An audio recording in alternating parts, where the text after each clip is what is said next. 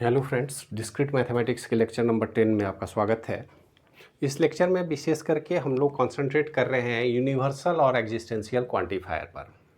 पिछले लेक्चर में हमने यूनिवर्सल क्वांटिफायर पर डिस्कशन किया था। वीडियो ज़्यादा लंबा हो गया था तो हमने उसको छोटा रखने की कोशिश की। अब हम उसी को फिर से कंटिन्यू करते हैं। सबसे पहली बात आती है यूनिवर्सल क्वांटिफायर। यूनिवर्सल क्वांटिफायर हम वहाँ इस्तेमाल करते हैं, उस तरह के सेंटेंस में इस्तेमाल करते हैं जहाँ पर हमको सेंटेंशियल फॉर्म में, अगर डिक्लेरेटिव सेंटेंस है तो उसमें कहीं भी फॉर ऑल या एवरी शब्द का इस्तेमाल आए तो आप समझ लेंगे कि वो यूनिवर्सल क्वांटिफायर के ग्रुप का है। और इनका रिप्रेजेंटेशन है, आप उल्टा ये कह सकते हैं, इसको ऐसे पढ़ेंगे हम लोग, फॉर ऑल।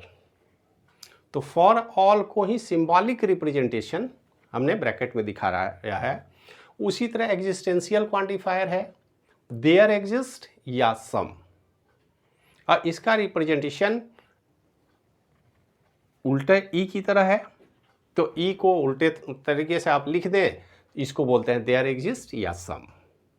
अब दोनों से संबंधित एक एग्जाम्पल हमने लिया है, जैसे पिछले वीडियो में ही बताया था, एवरी लायन ड्रिंक्स कॉफ़ी और सम कैट्स आर इंटेलिजेंट।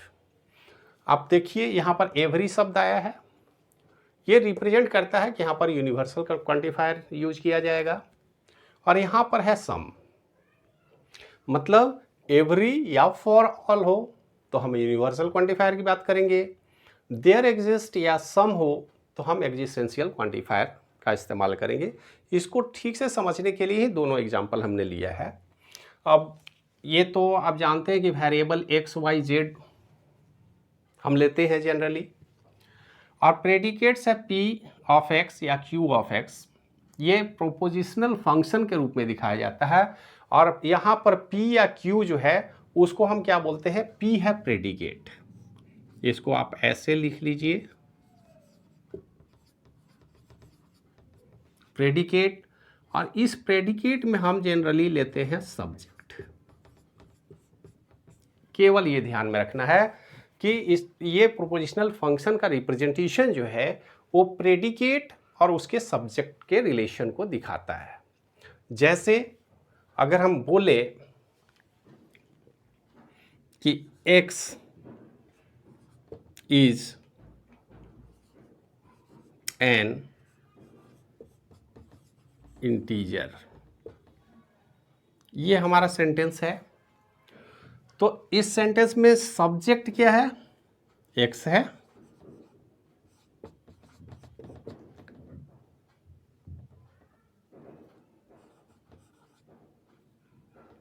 ये हमारा सब्जेक्ट है, और ये जो है ये है इसका प्रेडिकेट। प्रेडिकेट मतलब क्या हुआ, उसका प्रॉपर्टीज। आप प्रेडिकेट को एक तरह से अगर समझना है तो प्रॉपर्टी आप समझ लिए। जैसे x इज एन इंटीजर, हमारे कहने का मतलब क्या है कि x एक सब्जेक्ट है, x एक वैल्यू है जो क्या है, इंटीजर है। तो इंटीजर इसकी प्रॉपर्टी है, x की प्रॉपर्टी है। तो इसी प्रॉपर्टी को हम प्रेडिकेट या प्रोपोजिशनल फंक्शन बोल रहे हैं। तो आसानी से आप इस बात को अगर हमें रिप्रेजेंट करना हो तो हम ऐसा लिख सकते हैं,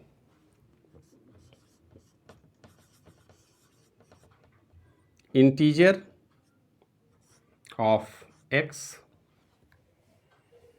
यही है शॉर्टकट नोट, इसमें ज़्यादा परेशान होने की ज़रूरत नहीं है। आप किसी सेंटेंस को देखिए और उस सेंटेंस के सब्जेक्ट को अलग कीजिए, उसके प्रेडिकेट को अलग कीजिए या उसके प्रॉपर्टी को अलग कीजिए, उसके डिक्लेरेटिव स्ट्रक्चर को देखिए, और उस डिक्लेरेशन में सब्जेक्ट और प्रेडिकेट की बात होगी। अब प्रेडिकेट प्रोपोजिशनल फंक्शन के रूप में प्रेडिकेट बाहर होगा और सब्जेक्ट को अंदर में हम डालेंगे। कहने का सीधा मतलब है कि हम x इज एन इंटीजर लिखें या इंटीजर x लिखें, मीनिंग सेम है, क्योंकि हमने शॉर्ट हैंड का इस्तेमाल किया। इसमें कोई ज़्यादा आपको कंफ्यूज करने की कोई आवश्यकता नहीं है, आप आसानी से समझ सकते हैं। Integer of x means x is an integer. हम यही बात बोल रहे हैं यहाँ, ये जो लाइन है यही बात हम इस फॉर्म में बोल रहे हैं, फंक्शनल रिप्रेजेंटेशन है प्रोपोजिशन में, कोई दिक्कत नहीं है। अब सवाल उठता है कि हम ये और इसको बढ़ाते कैसे, जरा गौर से आप देखिए, इसको जरा हम मिटा दें।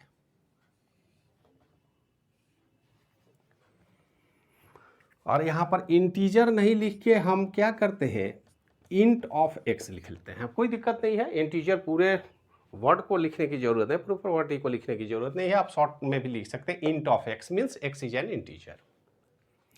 अब जैसे कुछ एग्जाम्पल के तौर पर हमने जो सब्जेक्ट लिया, एवरी लायन ड्रिंक्स कॉफ़ी, अब ये इमेजिनेशन की बात है, थिंकिंग की बात है। आप खुद से पहले सोचें कि हमारा सेंटेंस है कॉम्प्लेक्स, इस कॉम्प्लेक्स सेंटेंस को हम थोड़ा तोड़ने की कोशिश करें। सबसे पहले हम ये सोचेंगे कि ये जो सेंटेंस है इसका डोमेन क्या, मान लेते हैं एक हमारा डोमेन है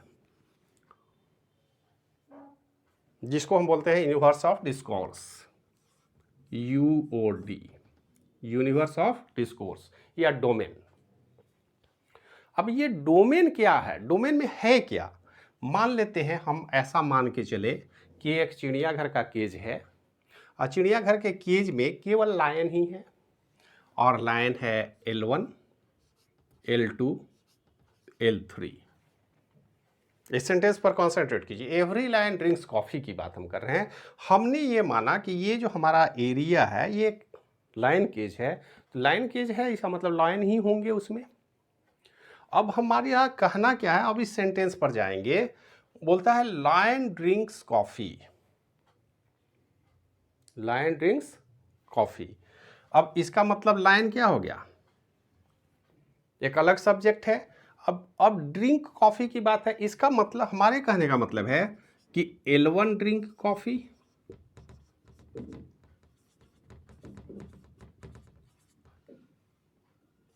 एंड L2 ड्रिंक कॉफ़ी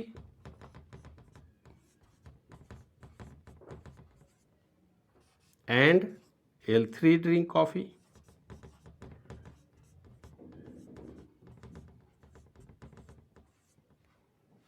और यदि यहाँ पर डॉट डॉट करके हम LN की बात करें तो हम लिखते चले जाएंगे। जितने भी लाइन हैं सबकी एक ही प्रॉपर्टी है, line L1 drink coffee and L2 drink coffee and L3 drink coffee. अब इस डोमेन की बात आप सोचिए कि यहाँ पर सिर्फ लाइन ही है, हमको और कुछ बात ही नहीं करनी है। तो अगर लाइन की बात हम करें तो हम आसानी से बोल सकते हैं कि ये जो हमारा प्रॉपर्टी है ये तो कांस्टेंट है, इसमें कोई बदलाव नहीं। हमारा अलग अलग वेरिएबल चेंज हो रहा अलग अलग लाइन के लिए। अब इस डोमेन में या ये जो हमारा यूनिवर्स है जहाँ की बात हम कर रहे हैं वहाँ पर सिर्फ लाइन है, तो हमको ज़्यादा सोचने की ज़रूरत नहीं है। हम क्या करेंगे कि ये जो हमारा यही है हमारा सब्जेक्ट, तो इस सब्जेक्ट को हम एक वेरिएबल नाम दे दें तो ज़्यादा बेटर है। क्योंकि अगर ऐसा हम करते हैं हमें समस्या क्या होगी कि हर लाइन के लिए एक ही प्रॉपर्टीज है, ड्रिंक कॉफ़ी। अब हर लाइन के लिए है, n नंबर ऑफ लाइन है तो n बार टाइम रिपीट करना पड़ेगा एक ही स्टेटमेंट को। और आप जरा सा सोचिए कि अगर इसको इतना हम रिप्रेजेंट करते जाएं तो अगर इनफाइनाइट लाइन हो तो अनकाउंटेबल हो, हम काउंट तो नहीं कर सकते हैं कि इसमें कितने लाइन है, तो उनको सबको लिखने के लिए हम क्या करेंगे, यहीं पे वेरिएबल की बात होती है। मान लेते हैं हमने रिप्रेजेंट किया x, और इस बात को अगर हम ऐसा लिखें x ड्रिंक कॉफ़ी, तो इसको प्रॉपर्टीज क्या होगा, कॉफ़ी ऑफ x अगर हम लिख ले और इसको हम रिप्रेजेंट कर दे, that means x drink coffee. बात समझ में आ रही है? अब सवाल है कि कॉफ़ी x जब जो ही हमने वेरिएबल लिया तो हमें ये तो बताना पड़ेगा ना कि x लाइन की के विषय में बात हो रही है। x जो है वो क्या है, लाइन है। मतलब इस सेंटेंस को जरा गौर से देखिए, हमने इसको जब मैथमेटिकल नोटेशन में लेके गए तो हमको अब ड्रिंक्स कॉफ़ी के लिए तो हमने लिख लिया कि कोई एक वेरिएबल है x है जो लाइन है, लेकिन इसकी प्रॉपर्टी क्या है कि लायन ड्रिंक कॉफी, लेकिन हमने तो लिखा है एक्स ड्रिंक कॉफी। अब एक्स लायन को रिप्रेजेंट करता है, ये तो कहीं बताना पड़ेगा हमको। तो हमें क्या करना होगा, अब देखिए इस एक्स का रिप्रेजेंटेशन क्या होगा, तो हम ऐसा लिख सकते हैं लायन ऑफ एक्स, और इस रिप्रेजेंटेशन का मतलब हो गया एक्स इज ए लायन। यहां थोड़ा जगह कम है, हम नीचे लिख देते हैं।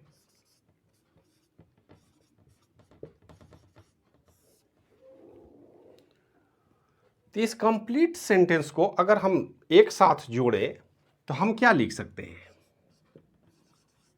Lion of x and coffee of x.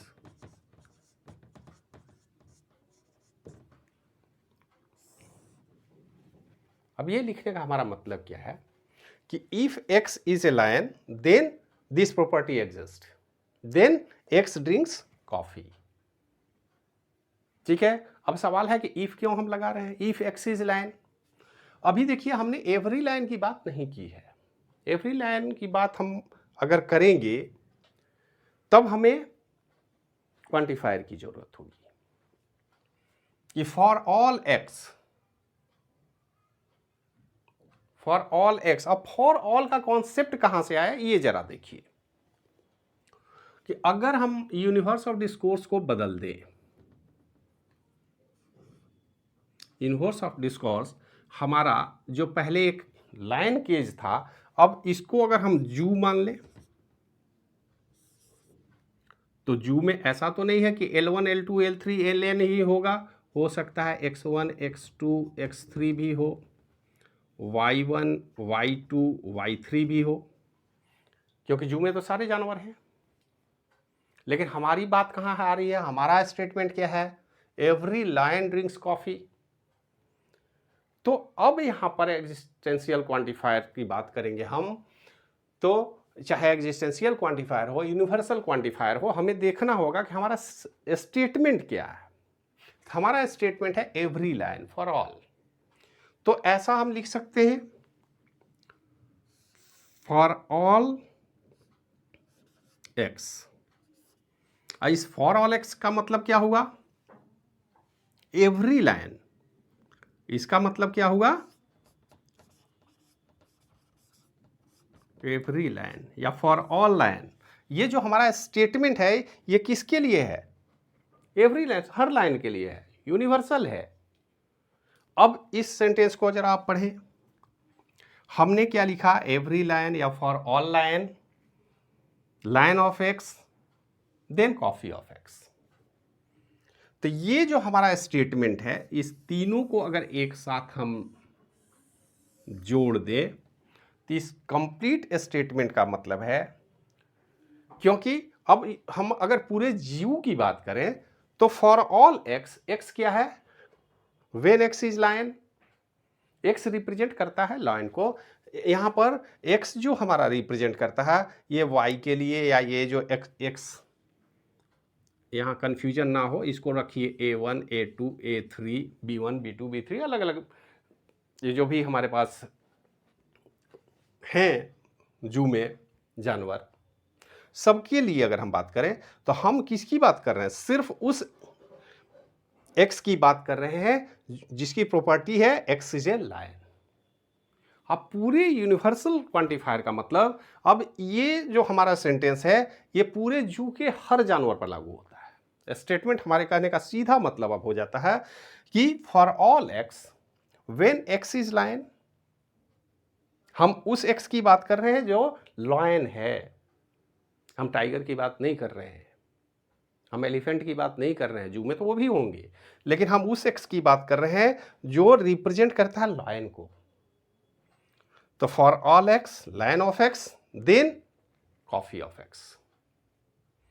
ये जो क्वांटिफायर है यहीं पे एग्जिस्ट फॉर ऑल या एवरी की बात करते हैं, जो यूनिवर्सल लेवल पर बात की जाए, सबके लिए अगर बात हो तो यहां हमें रिप्रेजेंट करना पड़ेगा। एक कॉमन वेरिएबल हमने सब में लिया, एक्स वेरिएबल। ये वेरिएबल एक्स ही लेंगे ऐसी बात नहीं है, वाई भी हो सकता है, जेड भी हो सकता है, वेरिएबल तो हम कुछ भी ले सकते हैं, ए भी ले सकते हैं, लेकिन ये सेंटेंशियल फॉर्म रिप्रेजेंट करना चाहिए एग्जैक्ट मीनिंग को।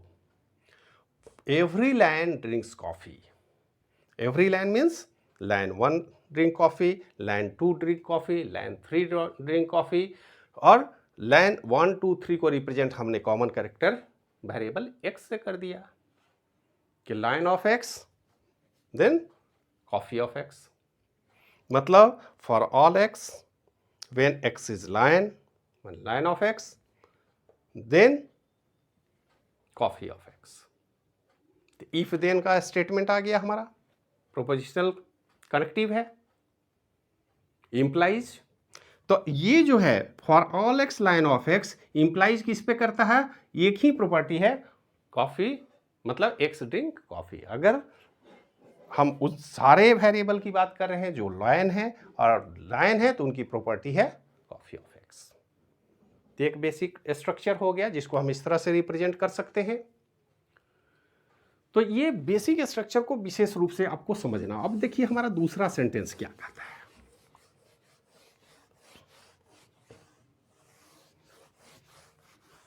हमारा दूसरा सेंटेंस इस बात को नहीं कहता है, सम कैट्स आर इंटेलिजेंट। अब जरा सा देखिए, हम उसी जू की बात करें और वहां पर हम बात करें C1 C2 C3 dot dot CN, तो हमारा जो डोमेन है यूनिवर्स ऑफ डिस्कोर्स, जो डिस्कशन का हमारा डोमेन है, वहां पर अगर हम कैट के केज की बात करें, सिर्फ कैट की बात हो रही है, वहां कुछ है ही नहीं, केवल कैट है, तो हमारे कहने का मीनिंग क्या है, सम कैट्स आर इंटेलिजेंट। हम ऐसा नहीं कह रहे कि एवरी कैट इंटेलिजेंट की बात तो हमने नहीं की है, हमने कहा सम कैट्स आर इंटेलिजेंट। हमें नहीं पता कौन सा, कोई एक भी होगा तो हमारा स्टेटमेंट ट्रू हो जाएगा। तो ट्रू होने के लिए हमें क्या लिखना होगा, सबसे पहले हम ये करें, अब यहाँ पर भी वही वेरिएबल का इस्तेमाल हम कर ले, मान लेते हैं कैट C1 इज इंटेलिजेंट।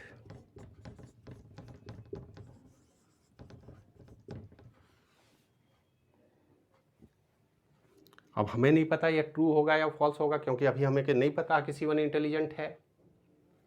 इसका मतलब है कि और C2 is intelligent,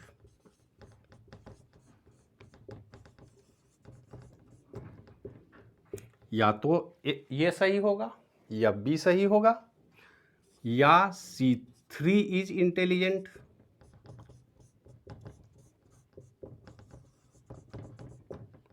up to CN is intelligent.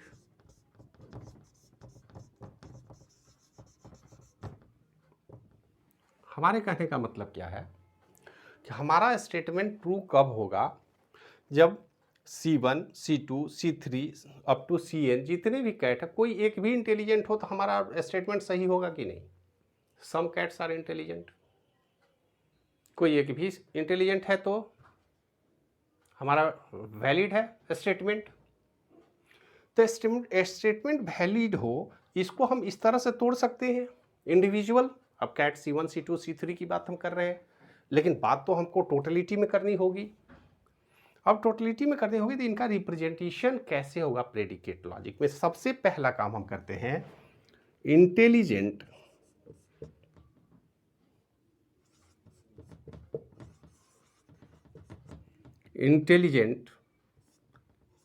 Of C1, इसका मतलब है C1 इज इंटेलिजेंट, या हम क्या कह रहे हैं, और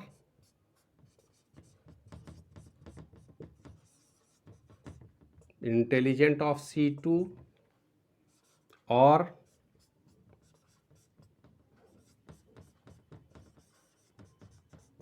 इंटेलिजेंट ऑफ C3 और इंटेलिजेंट ऑफ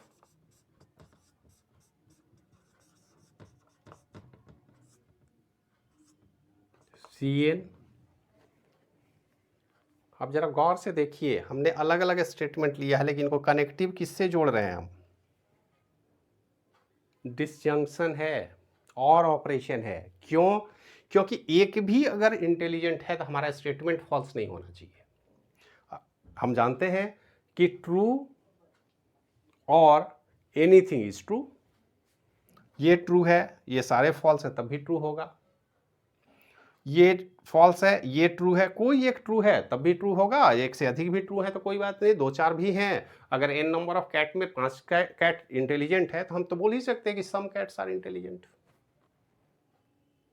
ऐसा कोई बाध्यता तो है नहीं कि सिंगल कैट ही इंटेलिजेंट है, एक भी है तो हमारा स्टेटमेंट सही है। लेकिन अब सारे के इंटेलिजेंसी की हम बात ही नहीं कर रहे हैं, अगर सारा होता तो हम बोल देते एवरी कैट्स आर इंटेलिजेंट, लेकिन हमने ऐसा नहीं कहा, हमने कहा सम कैट्स आर इंटेलिजेंट।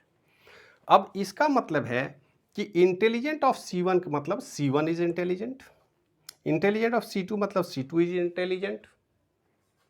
अब ये C1 C2 C3 या Cn जो है, ये इसका डोमेन पहले हम कैट के केस की बात कर रहे थे, अब फिर वही बात अगर जू की बात हम कर लें तो इस पूरे यूनिवर्स में सिर्फ कैट ही तो नहीं है, हो सकता है यहाँ पर D1 भी हो, D2 भी हो, D3 भी हो, Dn भी हो सकता है यहाँ पर Y1 हो, Y2 हो, अप टू Yn हो, अलग अलग जानवर होंगे।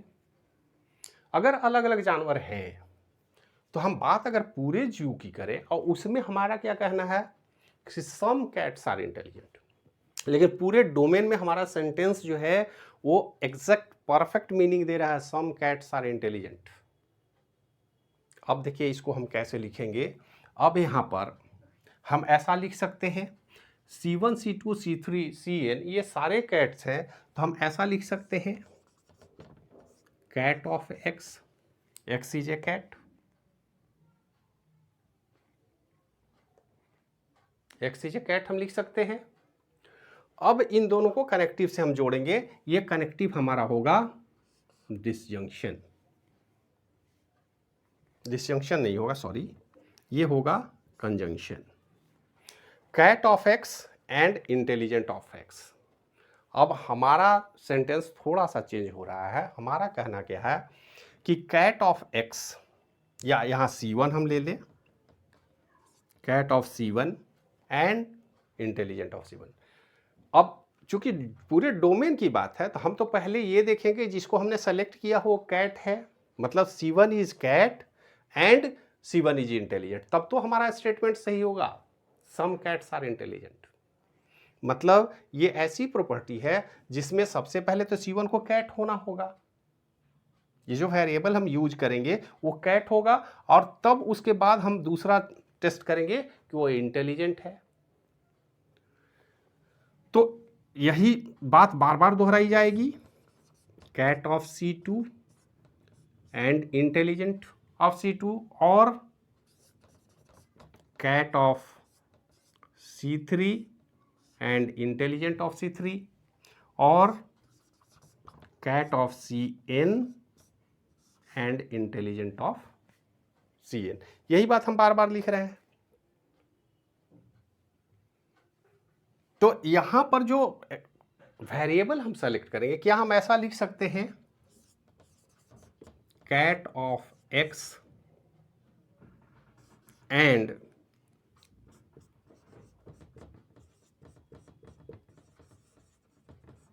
Intelligent of x।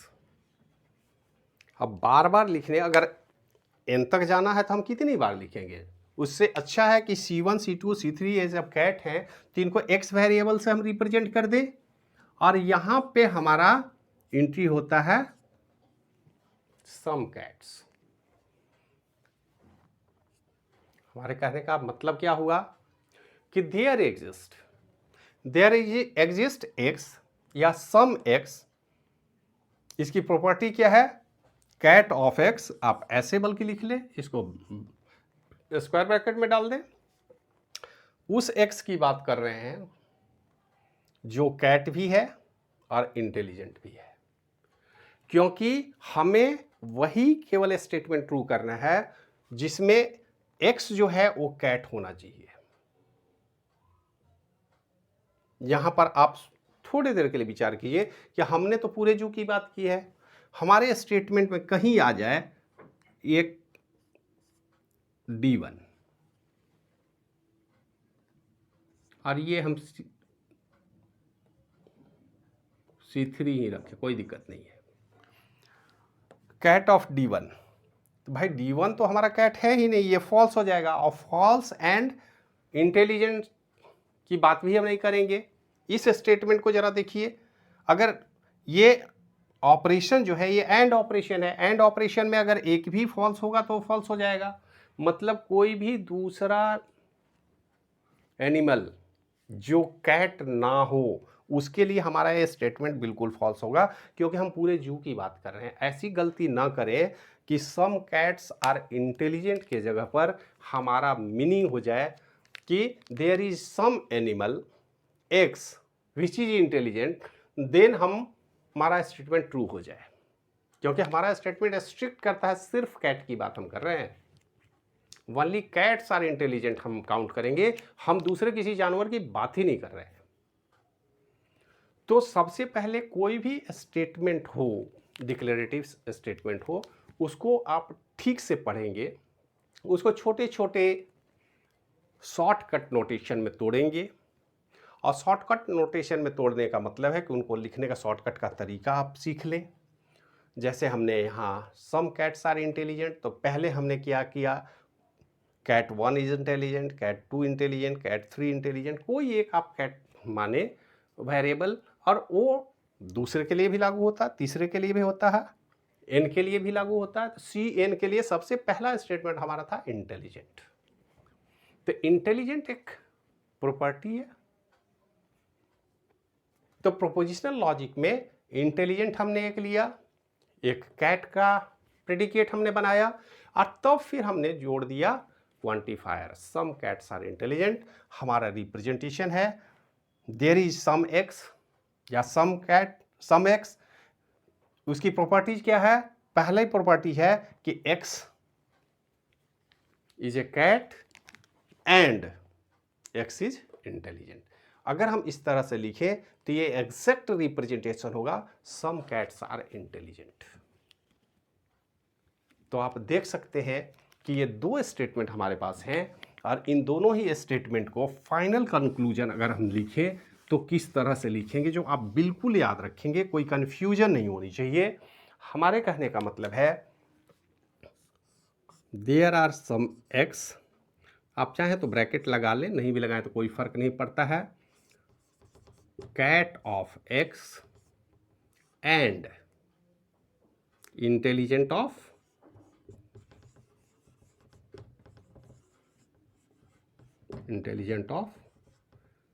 एक्स। ये हमारा रिप्रेजेंटेशन हो गया प्रेडिकेट लॉजिक में। और यहीं बगल में आप देखिए एवरी लायन ड्रिंक्स कॉफी। अगर हम ऐसा इसको रिप्रेजेंट करना चाहें तो हम जानते हैं कि ये यूनिवर्सल क्वांटिफायर की बात करता है, एवरी लाइन। तो every line means for all x, line of x, x is a line, then यहां इंप्लीकेशन है, यहां पे कंजंक्शन है, ये ध्यान में रखना होगा आपको। Line of x, then property क्या है, कॉफी ऑफ एक्स। ये हमारा फाइनल रिप्रेजेंटेशन होता है। सेंटेंस को हमने यहां जानने की कोशिश की है कि अगर कोई डिक्लेरेटिव स्टेटमेंट हो, क्योंकि प्रोपोजिशनल वेरिएबल में हम क्या करते थे, इसको सीधे सी मान लेते थे। दूसरा एक स्टेटमेंट है तो उसको क्यू मान लेते हैं, पी क्यू आर एस, इस तरह से हम पूरे सेंटेंस को हम करते हैं। उस सेंटेंस को अगर कॉम्प्लेक्स सेंटेंस है फिर भी हम प्रोपोजिशनल लॉजिक में सीधे सीधे स्टेटमेंट का वेरिएबल बनाते थे। यहाँ पर स्टेटमेंट को हमने अपने शॉर्टकट मेथड से उसको तोड़ने की कोशिश की है, लेकिन मीनिंग में कहीं कोई अंतर नहीं है। ये रिप्रेजेंट क्या कर रहा है कि there is x variable which is x is cat and x is intelligent, some cats are intelligent. यहां पर क्या कह रहे हैं, फॉर ऑल एक्स, ये सबके लिए लागू, यूनिवर्सल हो गया। For all x, every x, X is a lion, then the property satisfies X drinks coffee. तो for all X, lion of X implies coffee of X. अब इस तरह से पढ़ेंगे। अब आपको देखिए एग्जामिनेशन में क्या होगा कि कुछ क्वांटिफायर दिए गए होंगे, उनको रिप्रेजेंट करना होगा डिक्लेरेटिव स्टेटमेंट में। तो आपका मीनिंग नहीं बदलना चाहिए। ये दोनों बातें हमने रिप्रेजेंट किया है एग्जिस्टेंशियल क्वांटिफायर के साथ, सम कैट्स आर इंटेलिजेंट, और यूनिवर्सल क्वांटिफायर के साथ एवरी लायन ड्रिंक्स कॉफी। इसमें इम्प्लीकेशन हमने इस्तेमाल किया जबकि यहाँ पे कंजंक्शन की बात हो रही है। तो ये आप ध्यान में रखेंगे, इसमें कोई गड़बड़ी नहीं होनी चाहिए, ताकि आप मैथमेटिकल स्ट्रक्चर में अगर बदलना हो, आपको प्रेडिकेट लॉजिक में किसी भी डिक्लेरेटिव स्टेटमेंट को बदलना हो तो सावधानी पूर्वक हम बदलने की कोशिश करेंगे। अगर डिक्लेरेटिव स्टेटमेंट प्रेडिकेट लॉजिक में है तो उसका सेंटेंशियल फॉर्म में कन्वर्सन, ये दोनों ही काम हमें करना होगा। कुछ प्रैक्टिस करने की ज़रूरत है, छोटे छोटे स्टेटमेंट को लेंगे। नेक्स्ट वीडियो में हम कुछ और प्रैक्टिस करने की कोशिश करें, कुछ और एग्जाम्पल पर काम करेंगे, ताकि इस बात को हम आसानी से समझ सकें। एक बार हम समझ गए तो हमारे लिए बहुत आसान हो जाएगा, और आसानी से ये मैथमेटिकल स्ट्रक्चर को हम किस तरह से प्रेडिकेट लॉजिक में, फर्स्ट ऑर्डर लॉजिक में, या प्रोपोजिशन में, प्रोपोजिशनल वेरिएबल, प्रोपोजिशनल कनेक्टिव्स, इनके विषय में हम जानने की कोशिश करते हैं। आशा है इस वीडियो से आपको कुछ फ़ायदा होगा। कोई कन्फ्यूजन है तो इसको पढ़िए, फिर भी अगर कोई दिक्कत है तो कमेंट कीजिए, कमेंट में बताइए, ताकि हम लोग ठीक तरीके से डिस्क्रीट मैथमेटिक्स में प्रोपोजिशनल लॉजिक और प्रेडिकेट लॉजिक को समझ सकें। तो इस वीडियो में इतना ही, मिलते हैं नेक्स्ट वीडियो में, तब तक के लिए धन्यवाद।